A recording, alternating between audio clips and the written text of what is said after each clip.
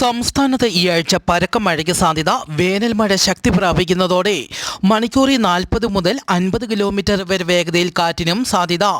മലയോര മേഖലകളിലുള്ളവർ കൂടുതൽ ജാഗ്രത പാലിക്കുക. കേരളത്തിൽ ഈ സീസണിൽ വേനൽ മഴ 98% അധികം പെയ്തുവെന്ന് കാലാവസ്ഥാ നിരീക്ഷണ കേന്ദ്രം അറിയിച്ചു. തിരുവനന്തപുരം, കണ്ണൂർ ജില്ലകളിലാണ് ഏറ്റവും കൂടുതൽ മഴ ലഭിച്ചത്. കേരളത്തിൽ ഇന്നു മുതൽ വരുന്ന വ്യാഴാഴ്ച വരെ ഇടിമിന്നലോടുകൂടിയ മഴയ്ക്ക് സാധ്യതയുണ്ടെന്ന് കാലാവസ്ഥാ കേന്ദ്രം പ്രവചിക്കുന്നു. ഇടിമിന്നലിന് സാധ്യതയുള്ളതിനാൽ പൊതുജനങ്ങൾ ജാഗ്രത പാലിക്കണം. കാറ്റും മഴയും ഉണ്ടാകുമ്പോൾ മരങ്ങളുടെ ചുവട്ടിൽ വാഹനങ്ങൾ പാർക്ക് ചെയ്യരുതെന്നും അറിയിച്ചു. ഈ വർഷത്തെ ആദ്യ സൂര്യഗ്രഹണത്തിന് ലോകം സാക്ഷ്യം വഹിക്കാൻ തയ്യാറെടുക്കുന്നു. മാർച്ച് 29-നാണ് സൂര്യഗ്രഹണം സംഭവിക്കുക. സൂര്യഗ്രഹണം വടക്കേ അമേരിക്ക, യൂറോപ്പ്, ആഫ്രിക്ക, വടക്കേ Asia, Greenland, Iceland, Atlantic, Arctic സമുദ്രങ്ങളുടെ ഭൂരിഭാഗ പ്രദേശങ്ങളിലും സൂര്യഗ്രഹണം ദൃശ്യമാകും.